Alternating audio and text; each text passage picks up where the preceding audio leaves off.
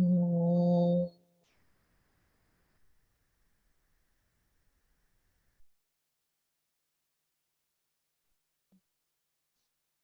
Om.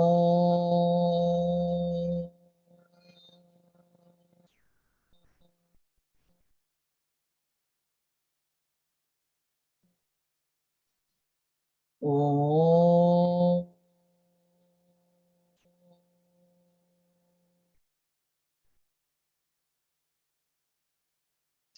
Om Brahmanandam Paramasukadam Kevalam Jnanamurtim Dvandvatitam Gagana Sadrisham Tattvamatsyaadilaksham Ekam Nityam Vimalam Achalam Sarvadhi Sakshibhutam Bhavatitam Trigunarahitam Sadgurum Tam Namami.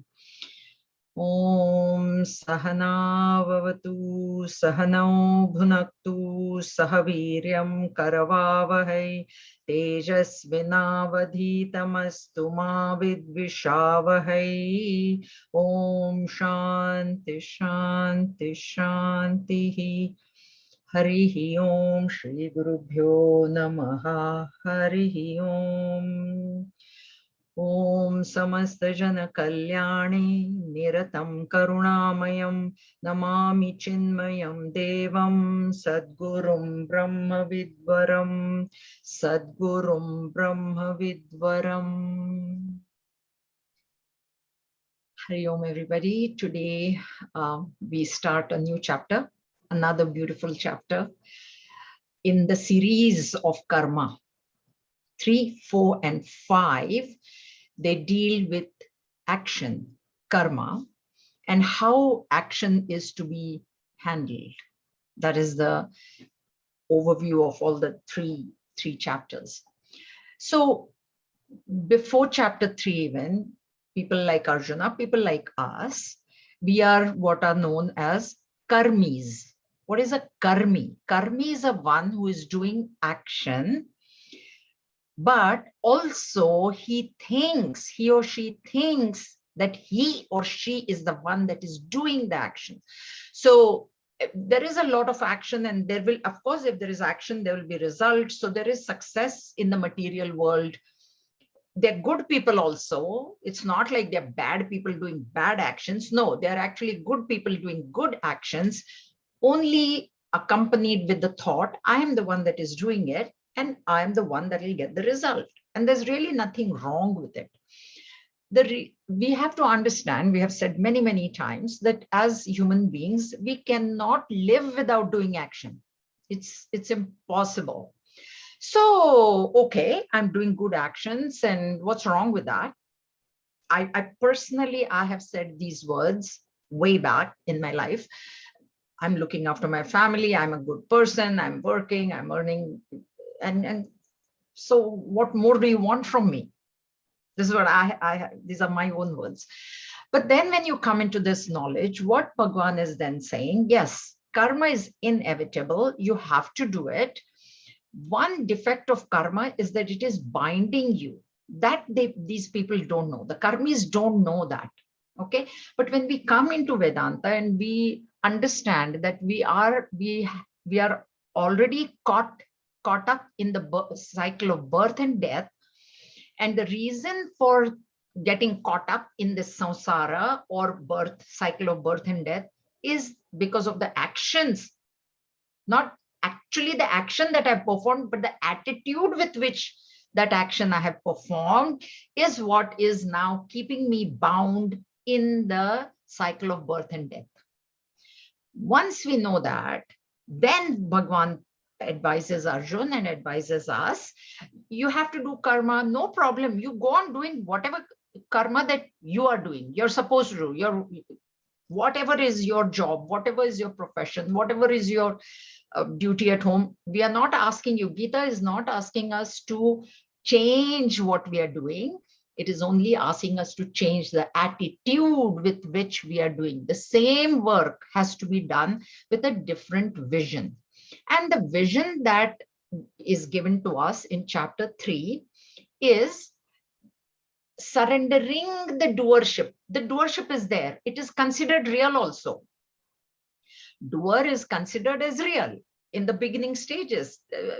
How would we suddenly know, that, oh, I'm not the, we won't know. We'll think I'm doing. Even now we think I am the one that is doing.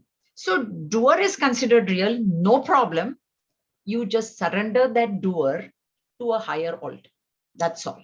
That's all. Same work outside, no change in work. But instead of saying, I am doing it for myself, say, I am doing it for the Lord. I'm doing it for Guru. I'm doing it for country. I'm doing it for my little babies at home or my senior parents, somebody other than my own self. That is what is meant by surrendering the doership. What do you mean by surrendering?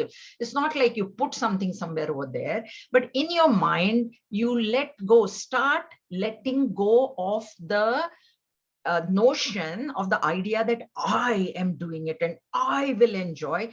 I'm doing it for the Lord. I'm doing it as an instrument of the Lord. I'm doing it as a servant of the Lord.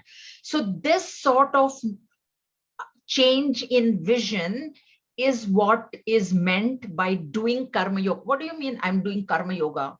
What is the meaning of I'm doing karma yoga? Is that this notion is now loosening. Okay, suddenly in karma yoga you can't, you need practice for that also. It's very difficult because for births and births we have thought I'm the doer. Now suddenly you say you're not the doer. You can't go from there to there. So this step in between is given, chapter 3, Karma Yoga. The principles of Karma Yoga were given to us, saying that you start loosening that doership, that very firm notion that we have, I am doer. Let's start loosening it a little bit. When this practice of loosening is done, and it's not for days or weeks, it's for births and births. It's not suddenly 1 week I did and next week no, it doesn't happen like that. So when we follow the principles of karma yoga for a long time, it will depend on what I have done in the past. Okay. So if I have done karma yoga grade 6 in the past, then from 7 to 10, I will do it faster. If I'm in kindergarten karma yoga from my past birth, then I have to do 9 more, 10 more classes. Okay, it's like that because we don't know what we have brought from the past. Now we have come into this knowledge, so we do. Because of that practice of karma yoga, surrendering the doership, not handing over, surrendering the doership to a higher altar, knowledge starts coming into our mind. And what is that knowledge was told in chapter 4, verse 18. The knowledge that starts because the mind is getting purified. Why is knowledge coming into the mind? Because mind is getting purified of likes and dislikes. Because what happens is when I say I'm doing it for the Lord, I don't like to do this, but the Lord has asked me to do it, or my boss has asked me to do it, or I have to do it for my children, I do it anyways. So your likes and dislikes are now getting neutralized. They're reducing. The intensity of the like and dislike will be there. What has to be avoided is the intensity. Bhagavan will say in one of the later chapters, this avega, this push of like and dislike, that push has to be reduced. And that reduces in karma yoga. If karma yoga is done properly, likes and dislikes have to be reduced. The intensity has to reduce. If the intensity has not reduced, know that there's something wrong in the karma yoga that you think you're doing. You think you're doing karma yoga, but it is not. If your likes and dislikes are not getting reduced, something wrong with karma yoga. Karma is very difficult. Let me tell you, karma yoga is not that easy, okay? Anyway, so with the purification of mind, the knowledge starts becoming firm. The more purified the mind, the firmer will be the knowledge. Verse 18, chapter 4, you will start seeing in action. So while doing the action, you will start having that discrimination that there is some substratum somewhere which is really not doing anything. So this sort of knowledge is now arising. When this knowledge becomes firm and firm and firm and firm, again, many years, many births, when this knowledge it's like you add sugar to a cup of tea and then without stirring it, you start drinking the tea is still going to taste bland, even though the sugar is inside there. What needs to be done is the sugar needs to be stirred. Then only the tea will taste sweet. That way, this knowledge, when you do karma yoga for a while, for a many number of years, this knowledge comes. That knowledge has to made form, that has to be stirred in the mind. That knowledge has to become wisdom. It has to become a part of you. And when that happens, then the next stage comes of chapter 5, karma sannyas. So giving up of karma. Now, sannyas, renunciation, again has to be understood correctly. Giving up karma is not the physical karma. It is the giving up of the doership. So first, karma yoga, doership is there.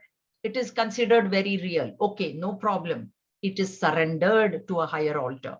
Fine. Because of which the firm notion that I am doing, I am the doer, is now loosening.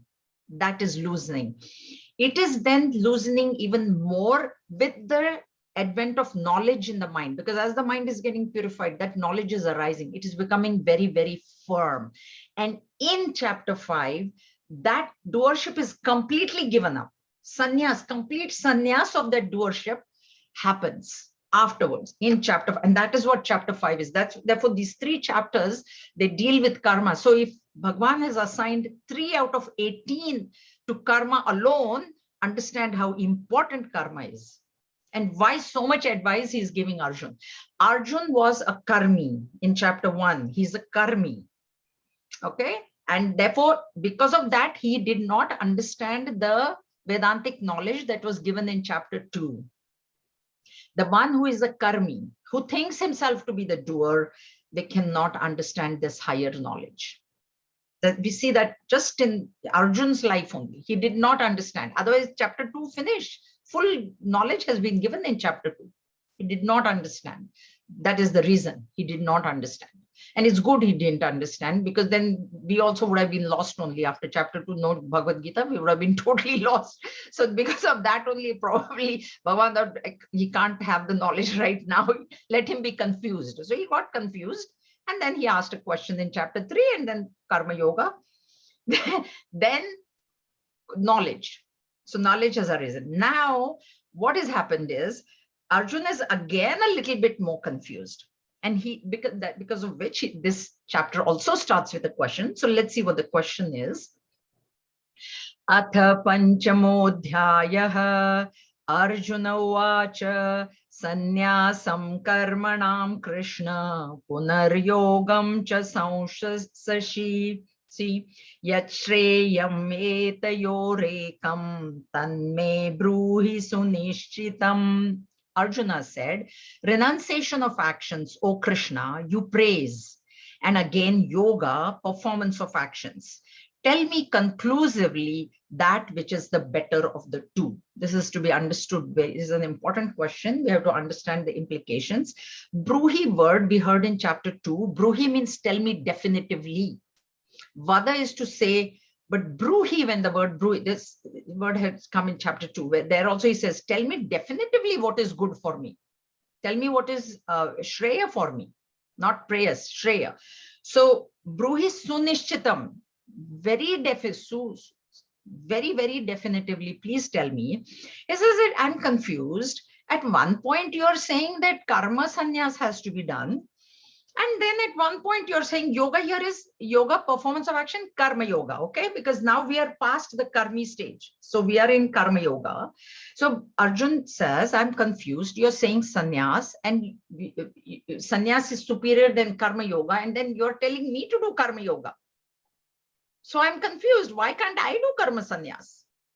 Now here in the mind of Arjun, this karma sannyas is without knowledge.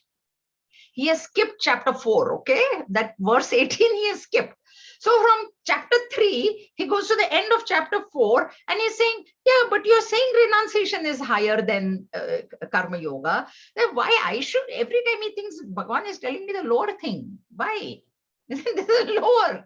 So that's why he's confused. What we have to understand is Karma sannyas with knowledge is definitely superior than karma yoga. But is Arjun at that stage? So this next verse, this verse, this whole now discussion in this chapter is karma yoga versus karma sannyas without knowledge. So if there is, for karma sannyas, a lot of vairagya, dispassion is required. And if that dispassion is not there, and if you say that karma sannyas is is greater, so I will do karma sannyas, and because you don't have the knowledge, you're going to give up karma. You're going to run away. That's what he was trying to do. He was going to run away from the war. And then that is a problem. That will become a problem. So karma sannyas without knowledge is definitely inferior than karma yoga. Karma yoga and karma sannyas are not these two things where a person has a choice. Shall I do karma yoga? You know, shall I eat this or shall I eat that? That is a choice. You have a choice there. This is not like that. Shall I do karma yoga or shall I do karma sannyas? No. The question is, what is the level of dispassion that you have? Oh, I have no dispassion. No. Then you do karma yoga. They are not either or choice.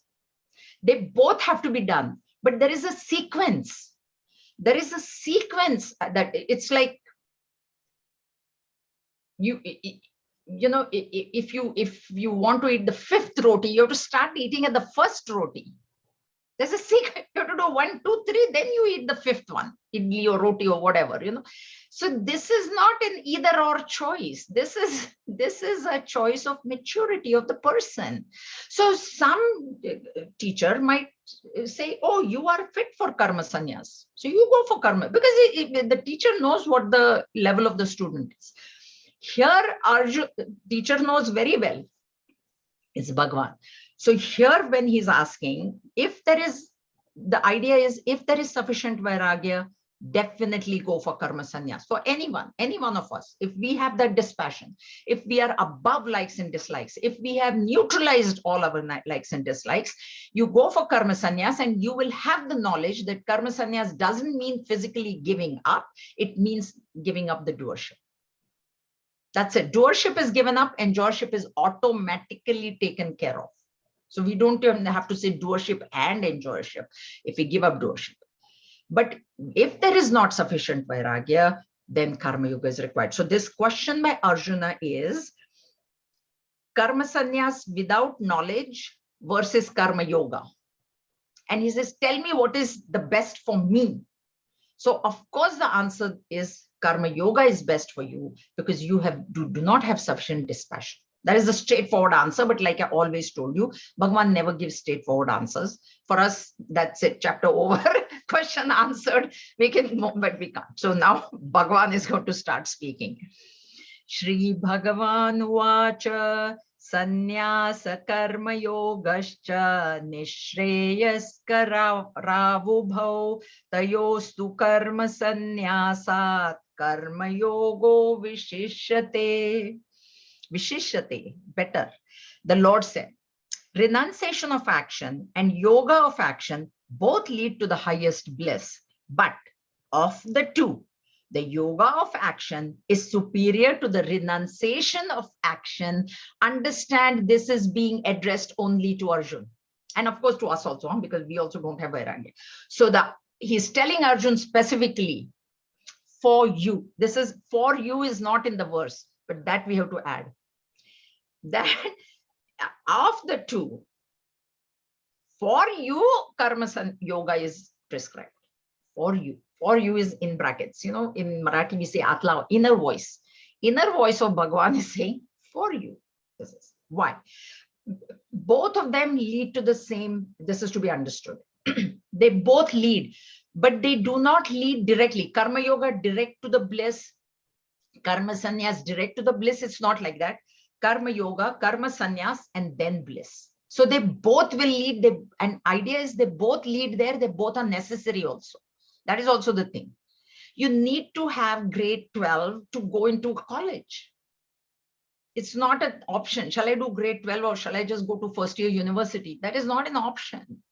It is a sequential thing. So this is what Bhagavan is saying here. And whenever he says yoga of action, it means karma yoga, okay? So he says they have the same goal. They have this, because there is only one goal. Goal is pure content. There's only one. There are no 2-3 different goals, which each path. That's why we even say bhakti yoga, karma yoga, raj yoga, everything, jnana yoga, everything. Goal is only one. There's both of them. They will lead you to the same place. But for you, why? Because you have not got sufficient dispassion. You have not neutralized your likes and dislikes as yet. You have not performed karma yoga. So because of that, for you, karma yoga becomes superior. For a person who has vairagya, karma sannyas is the goal. Karma yoga has to lead into karma sannyas. That's why I said, if you think you've done karma yoga, and if you have not reached karma sannyas, or if you have not neutralized your likes and dislikes, there's something wrong in the performance of karma yoga. So here he says that and understand also that karma sannyas it is. Okay, it's like somebody unmarried says, I'm getting a divorce. Can you get a divorce without getting married? So marriage has to be first, then you can say. So karma you have not done only. Okay, karma yoga you have not done. Now suddenly you want karma sannyas. You want divorce without a marriage. That means how that is possible? That's also not possible. So that is why Bhagavan says, no, you need to do your karma yoga and then go on to sannyas, karma sannyas. And for you, karma yoga is superior. Okay, that means for us also, because we are still at the level of Arjuna. Why so? Why? Neyas nitya sannyasi yo na dveshti na kankshati nirdvando hi mahabaho sukham bandhat pramuchate. He should be known as a perpetual sannyasi, because now Bhagavan is explained what is sannyas. Because he has misunderstood sannyas to be giving up of all action. He thinks sannyas is giving up of all actions. So now Bhagavan is explaining who a real sannyasi is. He should be known as a perpetual sannyasi who neither hates nor desires. For free from the pairs of opposites, O mighty armed, he is easily set free from bondage. Mahabaho name is used for Arjun. You're very strong. You are mighty armed. You're very strong. So the idea is that you are strong because you have won all the wars. External enemy, you are not fearful of them because you are stronger than probably in those days every single enemy he had defeated. So he was stronger than everybody. But the real strength is conquering the likes and dislikes. That's why he's referring, you're strong. I know that you're strong, but are you mentally strong? Because to conquer likes and dislikes, what is required is mental strength. Physical strength is nothing to do with likes and dislikes. Physical strength is to do only with external things. So he says, who is a sannyasi? Arjuna is thinking sannyasi is one who gives up.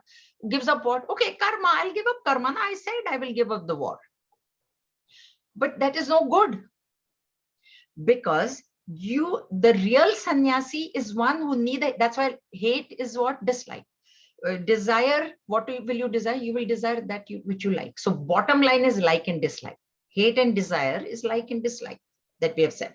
So he says the sannyas, the real sannyasi is not one who is wearing orange clothes and yellow clothes and outside simple this, that, etc., etc. The external appearance does not matter. The real perpetual means real sannyasi is one who has neutralized his likes and dislikes. And have you done that? No, you haven't done that. You're not. I just told you karma yoga. Suddenly you cannot neutralize likes and dislikes. So you have not done that.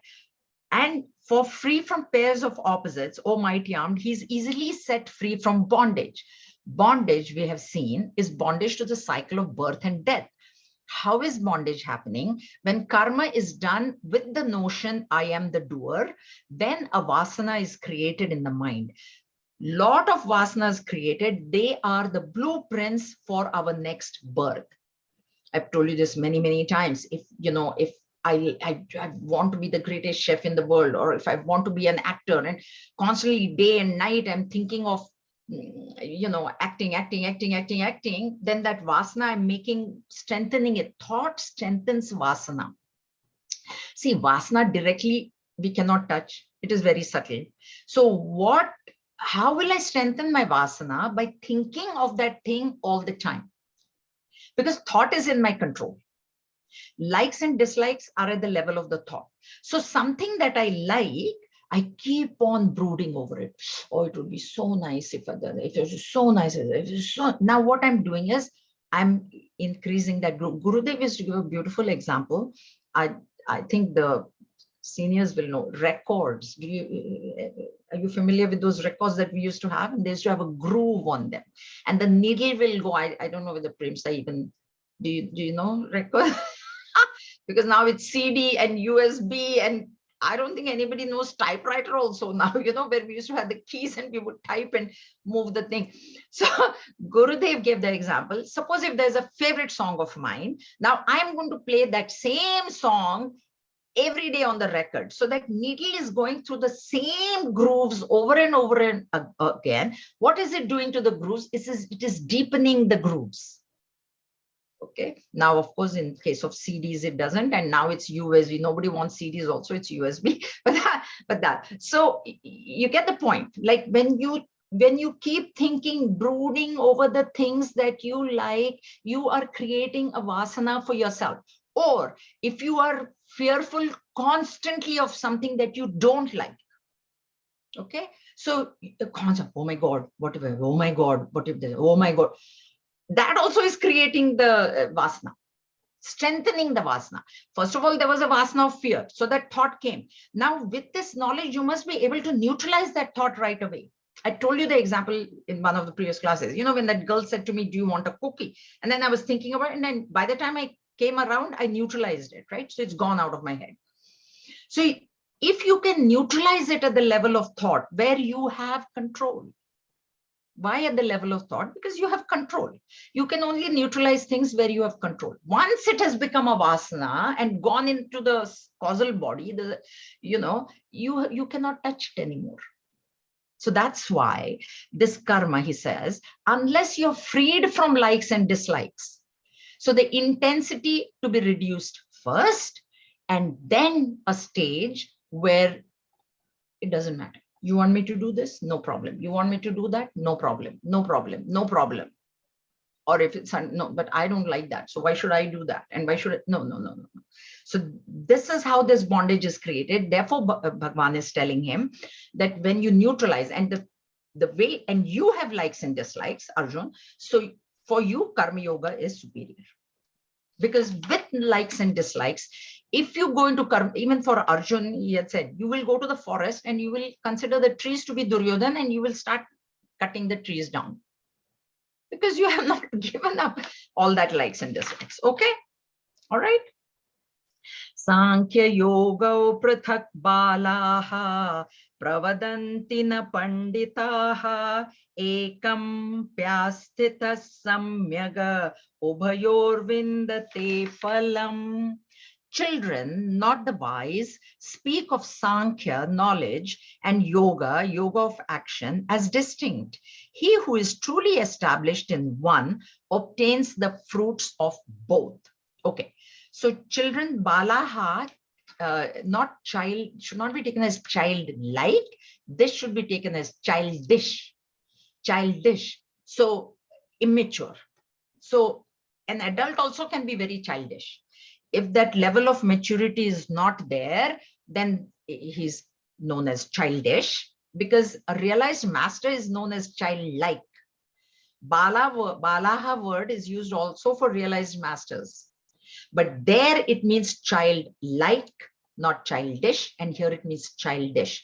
And childish means immature. So immature people think that Sankhya, knowledge, in Bhagavad Gita, Sankhya word, I've told you in chapter 2 also, Bhagavan uses Sankhya Yoga. It is Buddhi Yoga, Sankhya Yoga, and Jnana Yoga, synonyms as far as Bhagavad Gita is concerned. But when it goes to Sankhya philosophy, then that Sankhya means something different. But here Sankhya, coming from the word Sankhya, numeral, Sankhya is numbers. So it comes from the word Sankhya, and because those who are into very logical thinking, into numbers, they're very logically inclined, so then they are inclined towards Jnana Yoga. I told you, those who are intellectuals, they are generally inclined towards Jnana Yoga. So he says that there are childish people, immature people who say that they are different. Knowledge and karma is different. Bhagwan is not saying that. He's saying they are not different. They lead to the same place, and they have to be done in sequence. So karma has to be done with knowledge. That's why in that sense, they become one. Like karma done with knowledge will lead you to karma sannyas, will lead you to the final beatitude or bliss, pure consciousness. This is what he's saying. This thing. He who is truly established in one. So one means you take your pick. How am I still not fully dispassionate? Do I have likes and dislikes? So the person who is taking up the path should decide for himself. Now, how will somebody else know? That's why even we have 4 paths. So we said, if you're intellectually inclined, then you take Jnana Yoga. If you're heart oriented, then take up Bhakti Yoga. If you're a balance of both, then take Karma Yoga. So depending on the person who is actually trying to do this, he says that if you get truly established in Karma Yoga, so let's take Karma Yoga, because for us, for Arjun, it's Karma Yoga. If we truly do Karma Yoga, I told you, even in chapter 18, I told you, if pravritti is done correctly, it has to lead to nivritti. It has to, but it has to be done correctly. That is the key word there. So if Karma Yoga is perfected, if Karma Yoga is done to its fullest extent, it will lead to Karma Sannyas. There will be a time in your life where you will think, what is there? This is not. And if you're established in karma sannyas with knowledge, this is now here he's in one obtains the fruits of both karma sannyas with knowledge. If you're established, if you have enough dispassion, it's like, Bhagavan Shankaracharya at 8 only he had full dispassion. So he left everything and he went. Right? So at 8 he took karma sannyas, but look at how much action he did after that. He took sannyas at age 8, right? So if you're established in karma sannyas, which means you have done karma yoga in the past. In your past lives, you have done, and now you have that maturity, that dispassion, the likes and dislikes completely neutralized, where it doesn't matter, no matter what. Then you do, and they will both lead you to the same, because karma yoga will lead into karma sannyas into pure consciousness. Or, okay, you've done karma yoga, you're an expert, so you are already in karma sannyas with knowledge. This verse, please understand, karma sannyas with knowledge. First verse was karma sannyas without knowledge. This is with. Okay? So far, so good? Pretty simple, right? It's pretty simple, yeah. Yat sankhye prapyate sthanam tadyogairapi gamyate ekam sankhyam cha yogam cha yah pashyati sa pashyati. That place which is reached by the Sankhyas, Jnanis, is reached by the Yogins, Karma Yogins. He sees, who sees Sankhya and Yoga are one. This sapashyati, yav pashyati, sapashyati will come again. The one who sees. And I've given you the example of the hologram. So you go to somebody's house. I've still to see the giraffe in their house. I haven't seen for so many years. Every time we go, we stand there, and then and one of us will say, oh yeah, I saw it, and then they go away. And then, okay. So once you see that giraffe or that cow in the hologram, you will never let go. You will never forget. So what is like that? So the one who is mature enough to understand these two paths, they're sequential. Once it's like, in India, the train goes, and we used to have what was known as junction. So the train is going, and then the tracks, those who have traveled in India by train would know this. The track splits, and then the train goes into the other track. So if the train has to go into another direction, so like we leave Bombay, because so Bombay to Pune is a straight track, but from, but in between somewhere, if I have to go to Gujarat or Ahmedabad, then that track will split. So both trains will leave Bombay. The one going to Pune will go straight, like on the straight track, but the one track will bifurcate. It bifurcates. And then the train going to Ahmedabad will take that direction and go there. So it's like that. So karma yoga you do, and then you go into karma sannyas, and then you get the final knowledge. So this is what he's saying. The mature people, the immature people think these are different, but the mature people know that both will lead me to the same. So depending on what my qualification is, I should do either karma yoga or karma sannyas.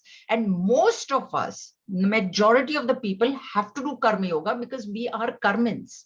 We are still at the stage where we think that I am the doer. Okay, so the mature one understands that I am at this stage. Let me practice karma yoga first with the 5 principles that I have told you. Let me practice, and it will ultimately take me into sannyas and ultimately take me there. So the one who sees this, he knows, and he will then follow that path. The one who doesn't will try to take karma sannyas before being ready for it, before being ready. Okay, this is what Arjun was trying to do.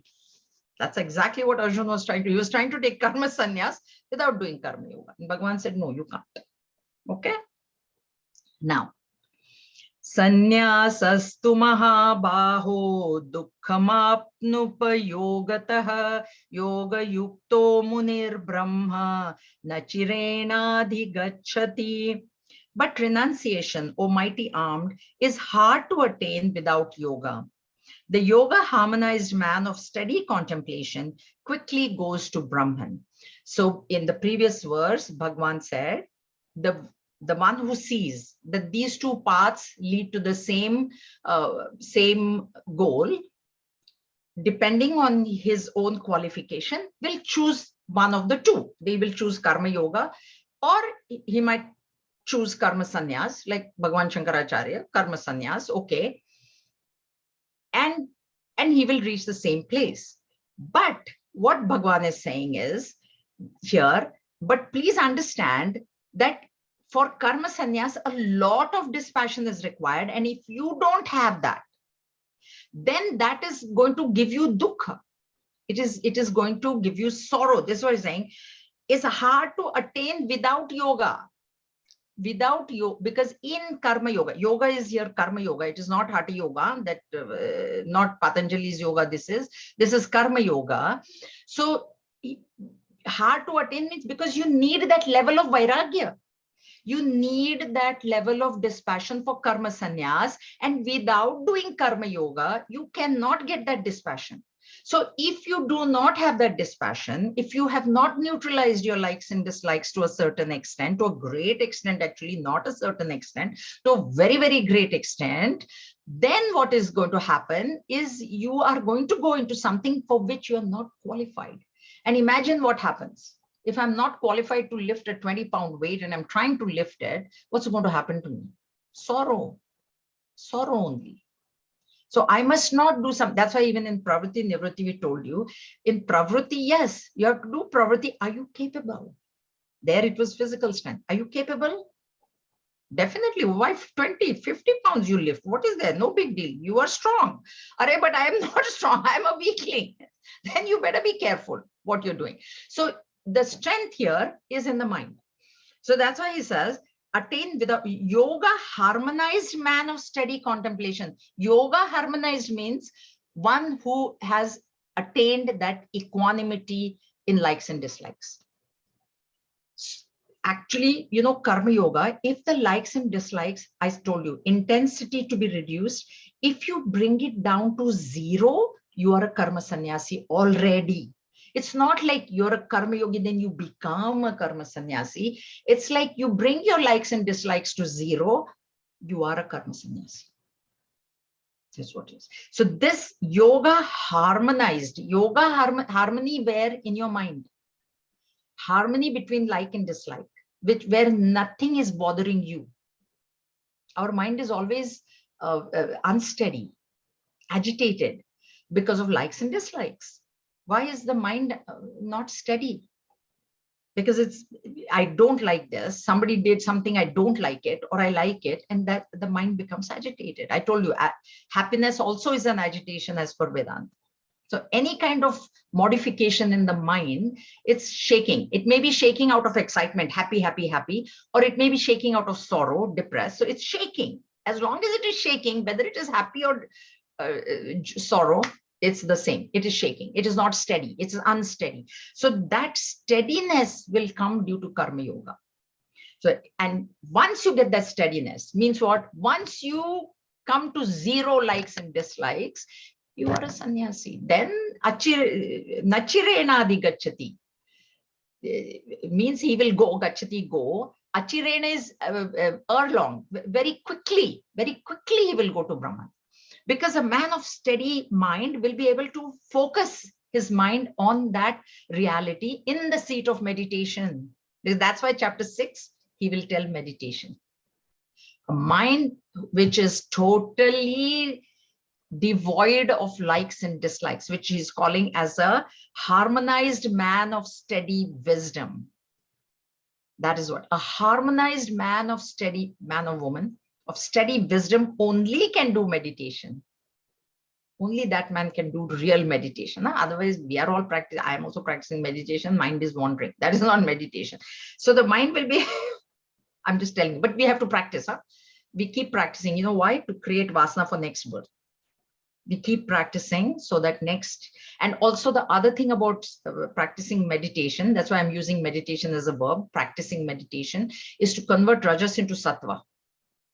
That is one of the methods. Another class, somebody asked me, how do you convert rajas into sattva? 2 methods. One is, 3 methods are there. So rajas is those who are constantly like this, with a to-do list, running with a to-do list.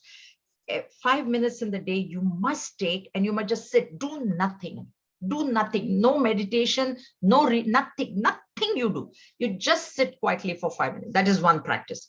Second practice is reading.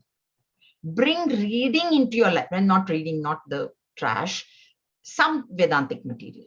So Bhagavad Gita, Vivek Churamani, whatever, what Atmabodh, Tattva, whatever, Power of Now, lives of great saints.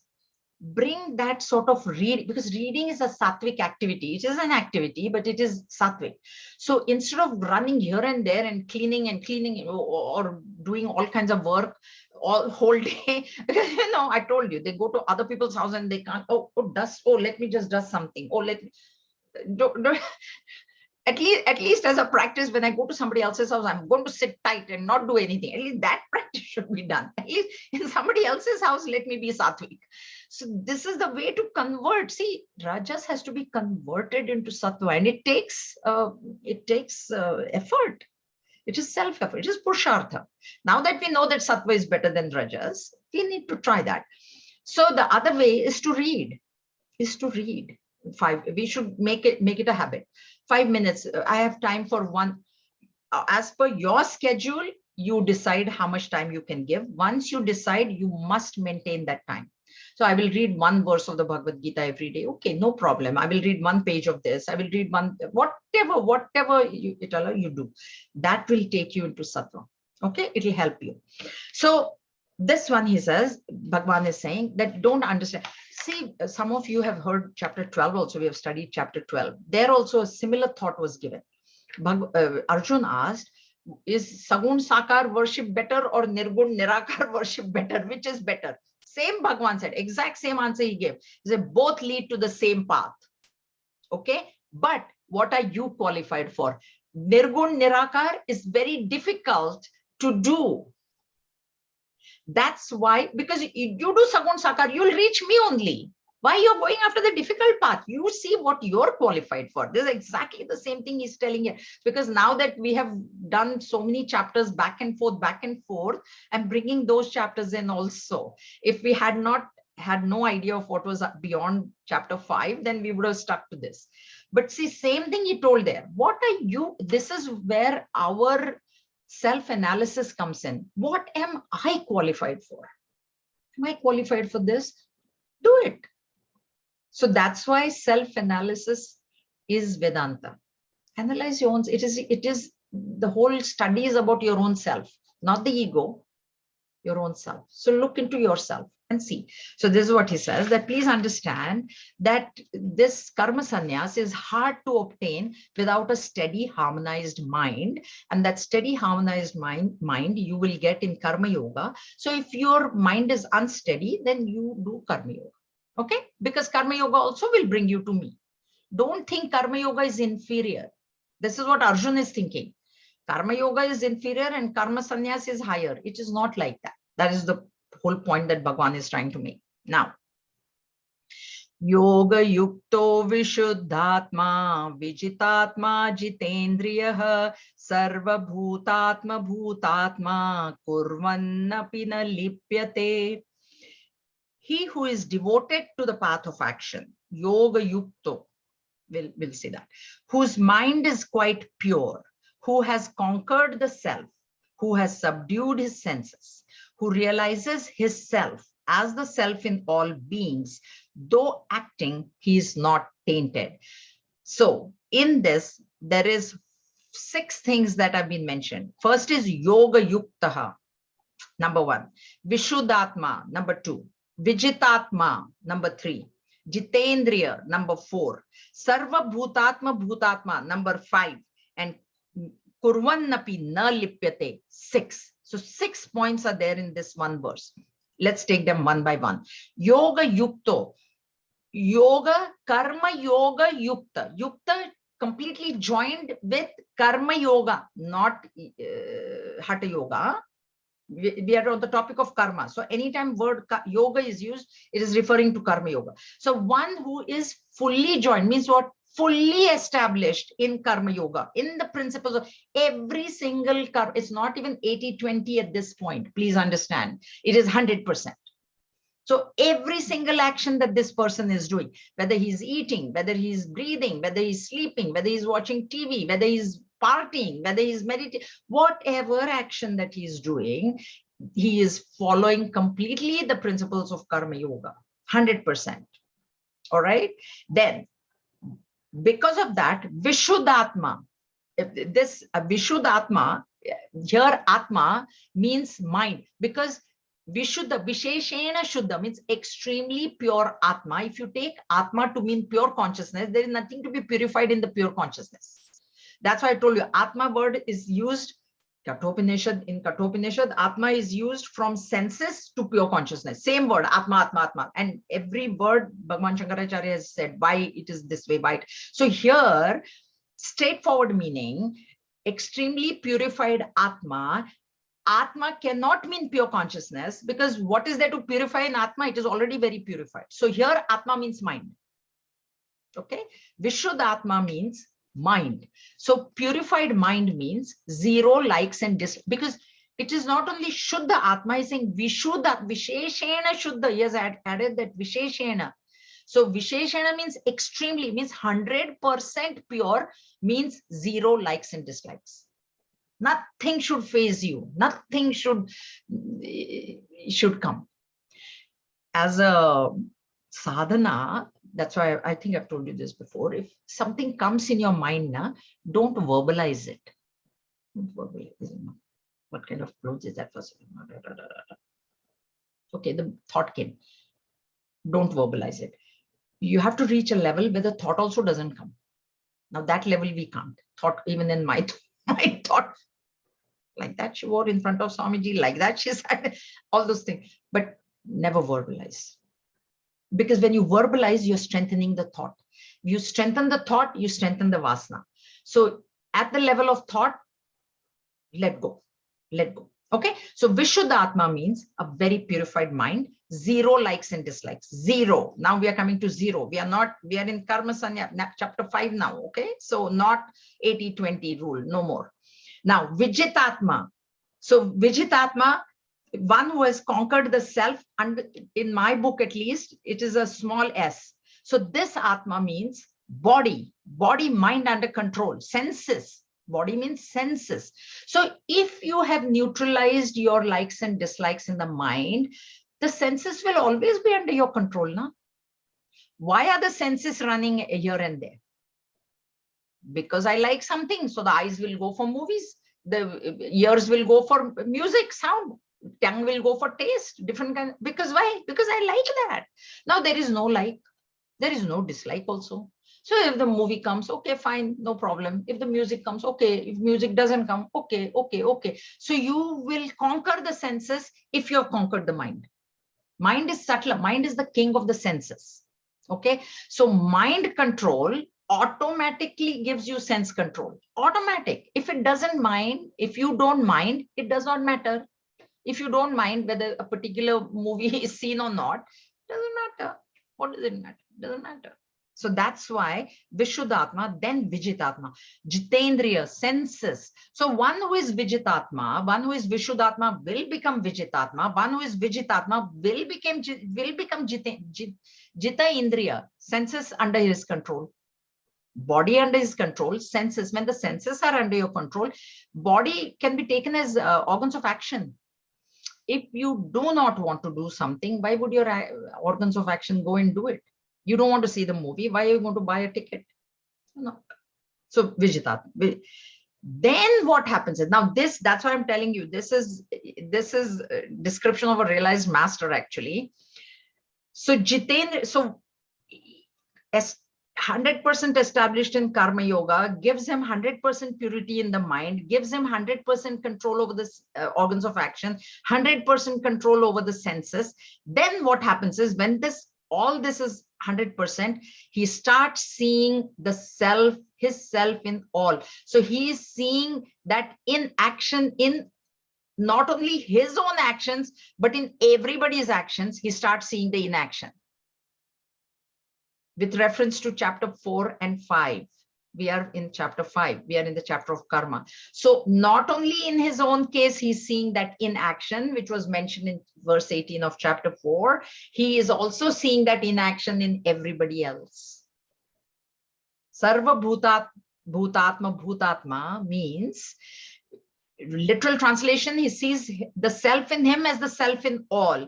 With respect to karma, the inaction that he sees in himself, he sees it in everybody else. And then when he starts seeing that, even though he acts, no na lipyate, it doesn't taint him, means it does not create any further vasana in his mind. So he goes on acting. If you see Gurudev, if you see Swami Vivekananda, they acted all their life. Like after realization, it was before also there was a lot of action, especially Gurudev was a journalist. But that acting was different. That acting was of a karmi. From karmi, he went into, he took sannyas. I told you it was Vividisha sannyas. And then he realized, because then he did this. And then you realize, then no matter what action you do, it doesn't taint you. Means you will not get bound. Means what? Not getting bound is getting realized. You realized. That's why this is 100%. This is not 80-20 anymore. Okay. All right. We'll stop here today. Any questions? Jayaji. Yes. When you said 100%, so we've come to a stage where likes and dislikes are zero, right? You just said likes and dislikes should become zero.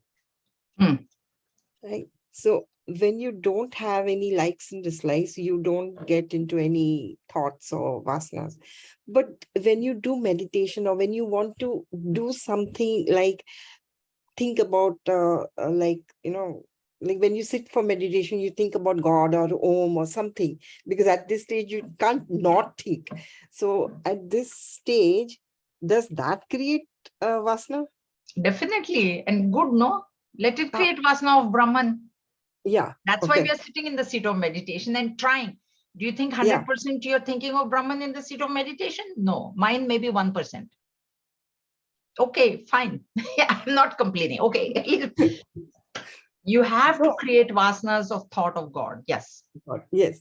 I mean, just understanding this information sometimes is so like sometimes so confusing that what are we really doing? Sometimes you think about that also, and then it scares you. No, don't be scared. You know what to do? You know what the criteria is? You know what Bhagavad Gita? It's what is your duty? every moment as a spiritual seeker, what is my duty? So at this moment, what is my duty? My duty is to listen to the lecture. Finish. There's no other duty. So you just do that. Class is over. What is my duty? My duty is to cook food. My duty is to go there. I have told somebody, given an appointment. Do that.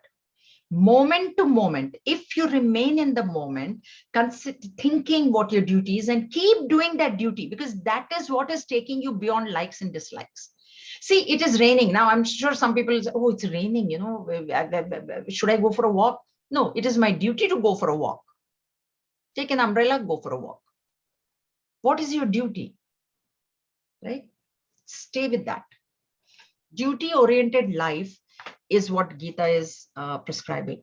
Please I remember what Gurudev used to say, keep your mind where your hands are. Correct. Correct. So, what is that? In the present. Our hands are doing this and mind is running everywhere. That's why in chapter 3 he told, worries of the past and anxieties of the future don't bring. Stay in the present. When you are in the present, you are in the presence. Presence is Brahman. Yeah. But we can't. It is very, very difficult. Okay. It's very easily said, very difficult to do, but we try. At least we try now. We should try. Yeah. Good. Okay. Om swasti prajabhya paripalayantam nyayena margena mahim mahishaha go brahmanebhya shubhamastu nityam loka samasta sukhino bhavantu kale varshatu parshanyah prithvi sasya shalini desho yam kshobarahita brahmana santu nirbhayaha om sarvesham swasti bhavatu sarvesham shantir bhavatu sarvesham purnam bhavatu sarvesham mangalam bhavatu sarve bhavantu sukhinah sarve santu niramayaha सर्वे भद्राणि पश्यन्तु मा कश्चित् दुःखभाग् भवेत् ओम असतो मा सद्गमय तमसो मा ज्योतिर्गमय मृत्योर्मा अमृतं गमय ओम पूर्णमदः पूर्णमिदं पूर्णात् पूर्णमुदच्यते पूर्णस्य पूर्णमादाय पूर्णमेवावशिष्यते ओम शान्ति शान्ति शान्तिः हरिः ओम श्री गुरुभ्यो नमः हरिः ओम